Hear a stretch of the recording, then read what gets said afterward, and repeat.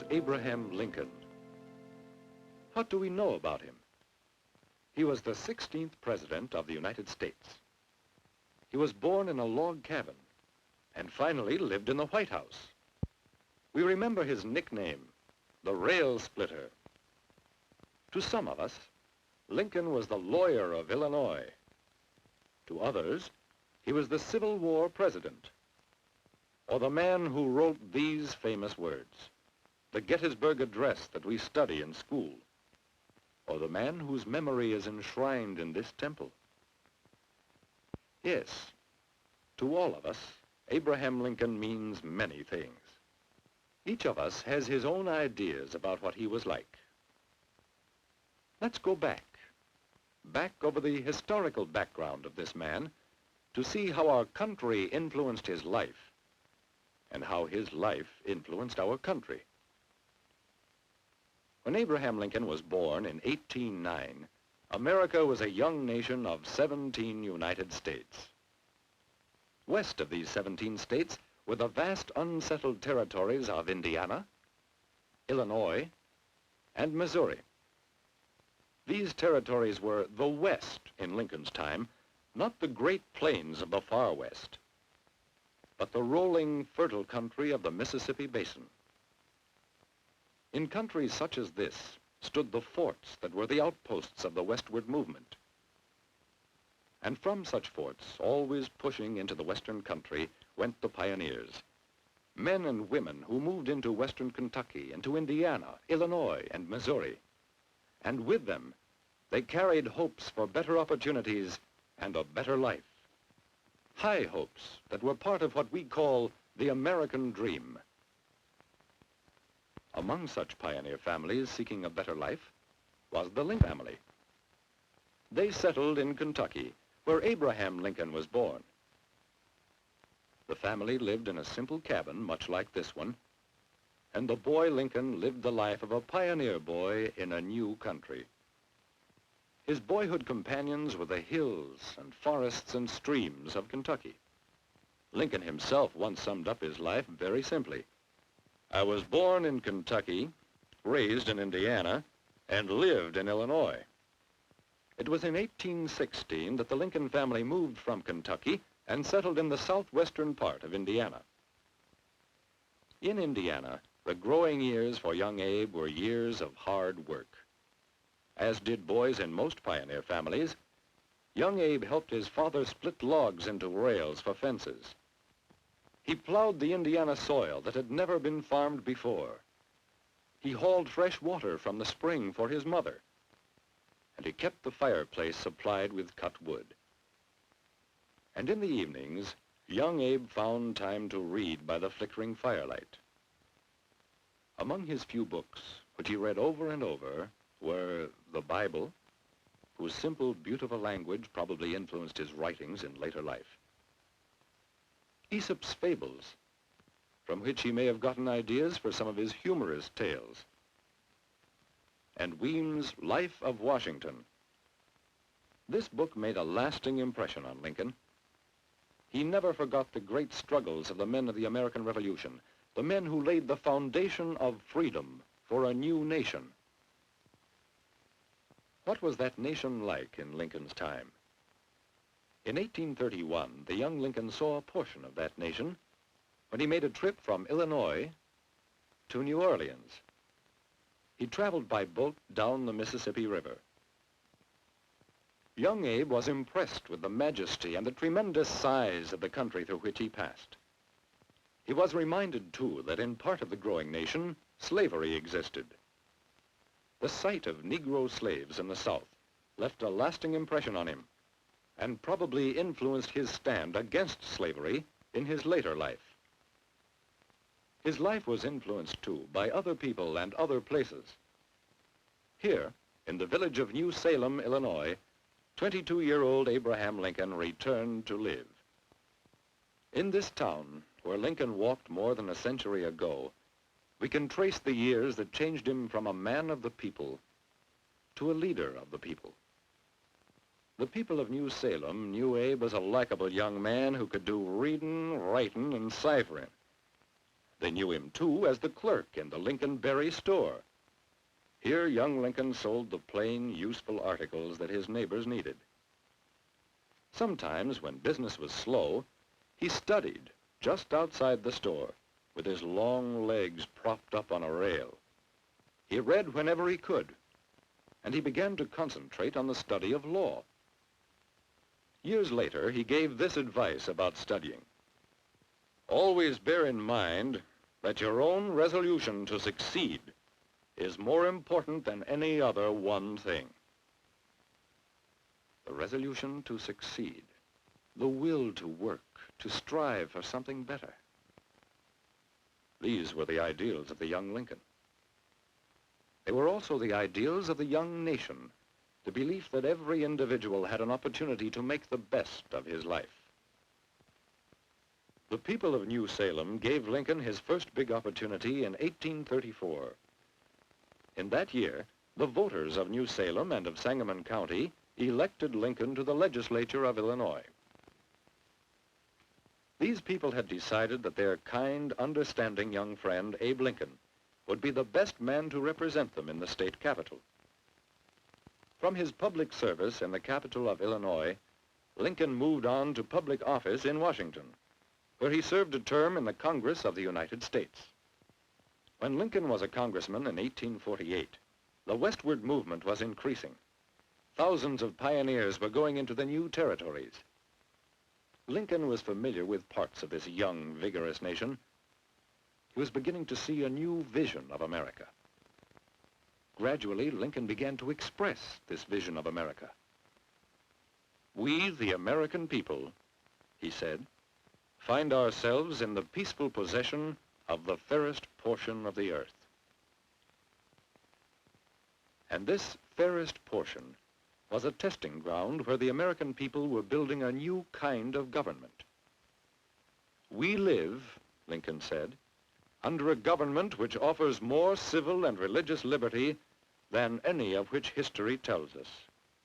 Lincoln believed in the ideals of that government, and he expressed those ideals during the years he lived in Springfield, Illinois. In this town, Mr. Lincoln developed from a lawyer of Illinois to a spokesman of America. In this house in Springfield, Lincoln lived for almost 25 years. In the old State House, he delivered some of his famous speeches. Past this corner in Springfield, Mr. Lincoln often rode on his horse. And in this building, he practiced law. As a lawyer, Lincoln rode the circuit, going from courthouse to courthouse in different counties. Among the courthouses he attended was this one at Metamora, Illinois, where Lincoln handled cases during his 23 years as a lawyer. What was Lincoln like during these years? One of his friends describes him. "The first impression was that of a kind, sincere, and genuinely good man. In manner, he was cordial, frank, and friendly. If he spoke, the hearer would be impressed with his clear, direct good sense, by his wonderful wit and humor." Gradually, an ever-widening circle of friends came to know Mr. Lincoln of Illinois. In 1858, Lincoln entered politics once more as a candidate for United States Senator from Illinois. His opponent was Stephen A. Douglas. One of the topics the two candidates debated in 1858 was this: who should decide on the question of slavery in the new states that were being formed in the Western territories? Senator Douglas believed that the people of the territories should decide for themselves on slavery in their regions. Mr. Lincoln argued that the federal government should decide about slavery in new territories. Douglas won the election. But when Lincoln returned to his home in Springfield, his name was known in every state of the Union. Perhaps in the quiet of his own home, Lincoln thought about recent events. As a well-known lawyer and citizen, he continued to write letters and speeches about government, about slavery, about democracy. These were more than personal beliefs. They were ideas that represented America itself. Of America, he said, "This country with its institutions belongs to the people who inhabit it." Of the people of America, he said, "Is there any better or equal hope in the world?"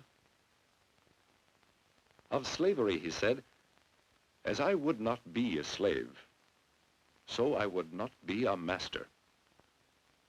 Of democracy, he said, "No man is good enough to govern another man without that other's consent." In expressing these ideas, Lincoln expressed the hope of the Republican Party in America. In 1860, that party asked him to accept the nomination for the presidency. From that day forward, Abraham Lincoln belonged not only to Illinois, but to his country. Grave problems faced the nation when he was elected in 1860. Only 5 weeks after Lincoln was in the White House, he was called upon to defend the Constitution he had sworn to preserve. The president received word that Confederate troops had fired upon Fort Sumter in South Carolina. Lincoln knew what this meant. At Fort Sumter, the burst of bombs opened the great struggle for supremacy between individual states and the Federal Union. Soon after the attack on Fort Sumter, the war between the states flamed across the southern part of the country. "My paramount object in this struggle," Lincoln said, "is to save the Union." And again he said, "There is involved in this struggle the question whether your children and my children shall enjoy the privileges we have enjoyed." For 4 long years, all through the bloody struggle between fighting men of opposite beliefs, and all through the long trial of suffering and death, Lincoln held to his steadfast belief that the Union could not, must not be dissolved. Finally, at the Battle of Gettysburg, the tide of war turned in favor of the Union. On the field of Gettysburg a few months later, Lincoln delivered his Gettysburg Address. Once more, the president reaffirmed his belief in democracy. He spoke of the patriots of 1776, the men who had brought forth a new nation, conceived in liberty, and dedicated to the proposition that all men are created equal. Then the president spoke of the brave soldiers of his time, the men who had fought at Gettysburg, those who had given their lives that that nation might live. And finally, the president spoke of the work of the future.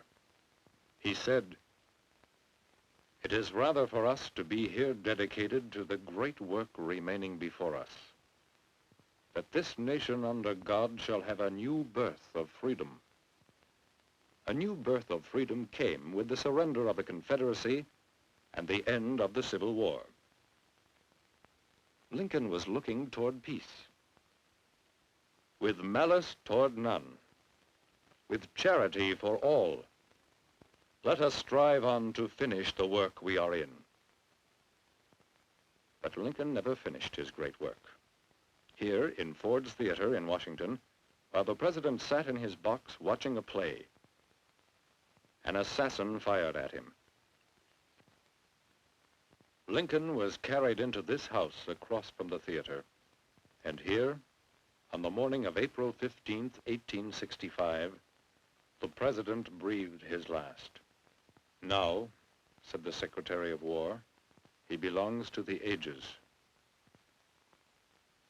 Yet, in a larger sense, he belongs not to the ages, but to us. His dreams, his hopes, and his ideals have become a living memorial to the nation he loved.